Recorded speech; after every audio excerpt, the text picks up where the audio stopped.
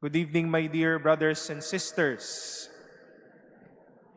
On behalf of the whole cathedral community, we wish to welcome all of you once again to this our Sunday celebration of the Holy Eucharist, this 21st Sunday in Ordinary Time. I hope you are all enjoying the long weekend until tomorrow. No? Madami-dami po tayo ngayon. Maybe some of you are just your first time to be here. Meron po bang mga first time po dito sa loob ng cathedral? No? Sige, madami-dami po marahil. Ano? Welcome po sa inyo. Welcome po to the Minor Basilica of the Immaculate Conception. My dear brothers and sisters, I wish that we recall a memory or experience when we were entrusted or we were trusted by someone. Mga panahon na kung saan tayo ay hinabilinan at pinagkatiwalaan ng isang tao sa ating buhay. Hindi po ba masaya po ang pakiramdam? Feeling po natin marangal na tayo ay pinagkatiwalaan at hinabilinan ng isang tao para sa isang bagay, sa isang kwento, o sa anumang bagay ito. Pinagkatiwalaan tayo marahil ng sikreto ng isang kaibigan natin. Nagtiwala sila patungkol sa mga kwento po natin sa ating buhay. But more than the experience of joy, of being trusted, there is a yet deeper call to be serious and to be responsible whenever we are trusted or when something or someone is entrusted to us. Hindi lang itatago ang kwento, ang bagay, at kung ano man ito, pero pakakaingatan. Hindi lang maligayahan dahil tayo ay napagkatiwalaan, but we are also made responsible when we are trusted or are entrusted with something or someone.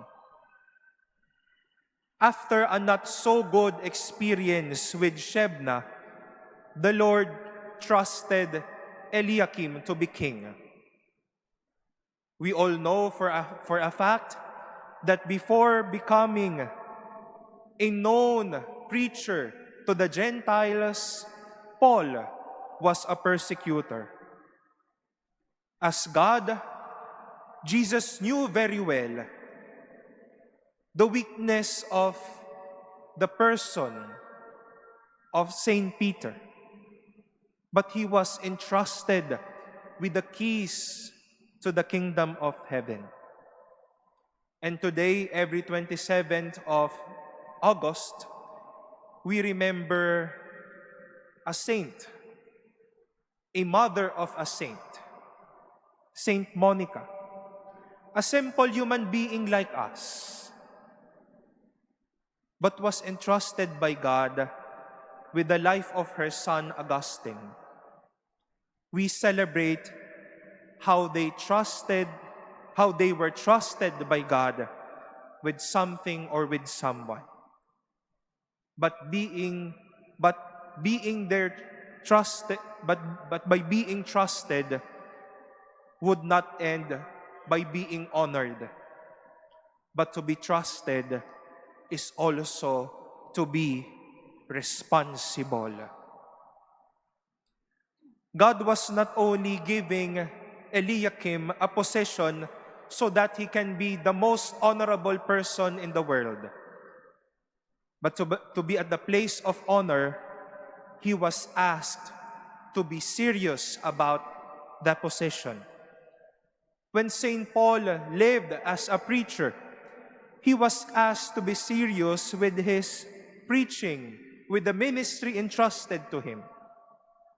When Jesus entrusted the keys to St. Peter, it calls for Peter to be serious enough to the responsibility handed over to him. When Monica gave birth to Augustine, God entrusted Augustine to his mother Monica, to her life and to her care. And Monica knew very well that her task as a mother to this stubborn Augustine is no joke.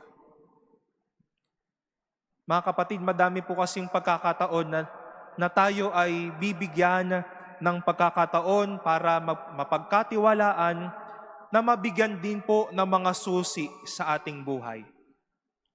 Marahil, kitang-kita po ito natin sa ating paligid, yung mga taong pinagkatiwalaan para tayo ay pangalagaan at para tayo ay gabayan.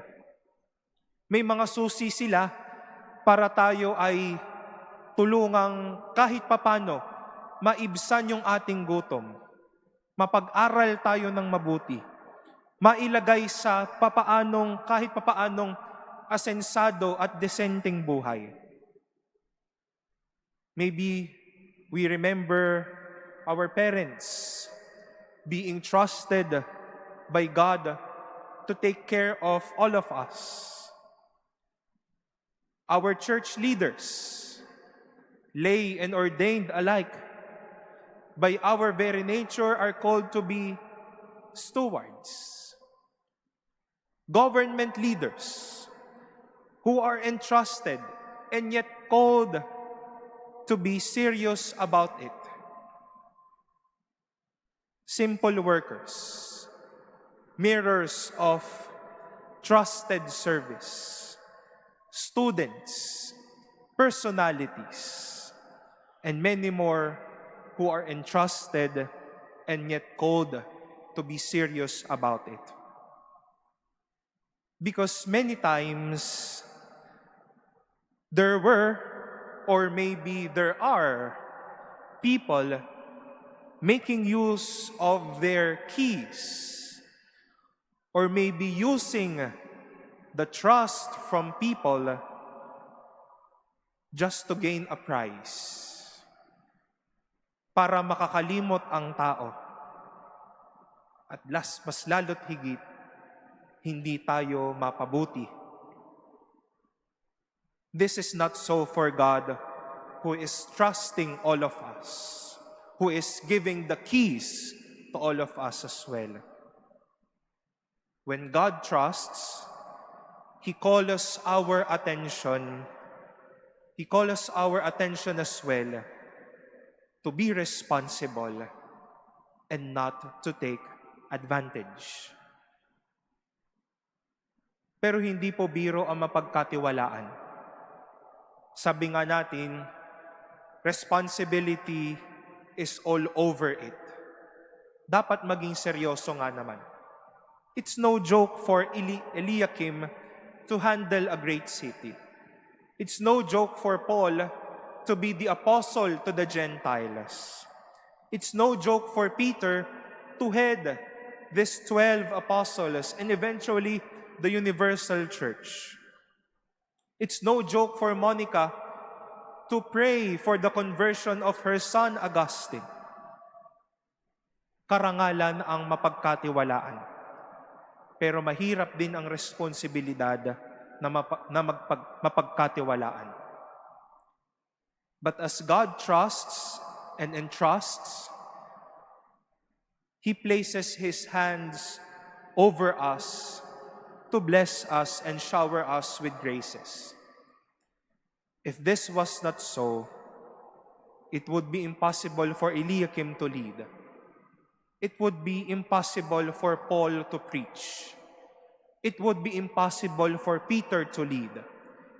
It would be impossible for Monica to persevere in praying for her son Augustine.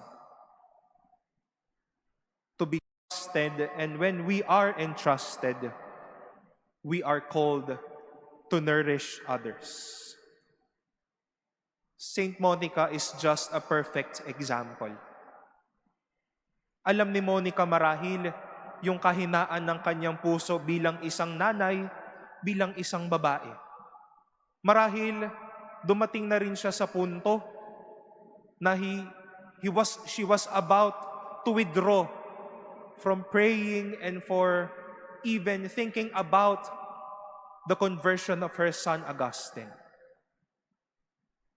Do not underestimate how God will trust you. God can work miracles to all of us, His trusted people. From her tears and from her prayers, we have the great Saint Augustine now. Baka po sabihin po natin, Father, simpleng tao lang naman ako.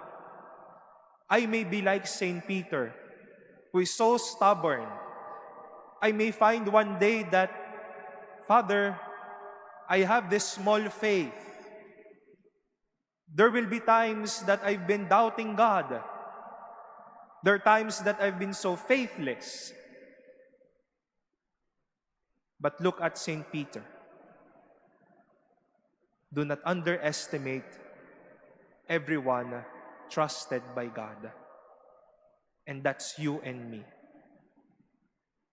When God trusts, He blesses them with such heart and availability in order to bridge graces, blessings, and experiences of love and care for people. Kung seryoso sa tawag na tayo ay pinagkatiwalaan, nakakatulong tayong magpalago ng iba. Nagpapalakas tayo ng iba at marahil nakapagpapapatag pa tayo ng puso ng tao. Hindi yung pinagkatiwalaan nga tayo, pero numero uno namang maninira ng tao. Numero unong nagpapabagsak ng tao. Numero unong naninira ng moral ng tao. Hindi ganyan ang pinagkakatiwalaan. Ang pinagkakatiwalaan, tumutulong para lumago ang iba. Tumutulong para makita din nila na totoo ang Diyos.